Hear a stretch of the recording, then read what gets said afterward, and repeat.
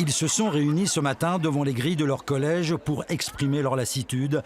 Depuis des années, ces enseignants travaillent dans des conditions très difficiles et depuis des années, ils demandent en vain que leur établissement soit classé en REP, réseau d'éducation prioritaire. Au collège, plus de 40% des enfants sont boursiers. On a surtout une grande hétérogénéité. Beaucoup d'élèves en difficulté, d'autres qui ne le sont pas spécialement, tous des élèves charmants, mais des difficultés sociales réelles, lourdes, qui font qu'à 30 élèves, on ne peut pas, tout simplement. C'est creuser un trou avec une petite cuillère pendant des années. C'est du travail non pas voué à l'échec, on arrive toujours à faire quelque chose. Mais ça finit par être lassant, désespérant. Ce classement en REP débloque d'importants moyens humains et financiers et il est accordé avec parcimonie. Dans l'Hérault, seulement 15 collèges sont classés réseau d'éducation prioritaire.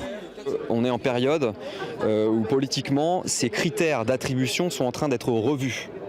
Alors est-ce qu'ils vont être revus de manière plus large pour accueillir plus de gens? Est-ce qu'au contraire on va réduire le dispositif?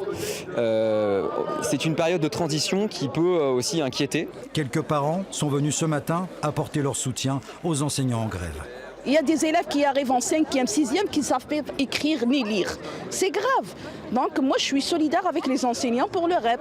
En mettant la pression, les enseignants du collège d'Agde espèrent bien être retenus dans la prochaine liste. Réponse avant la fin de cette année.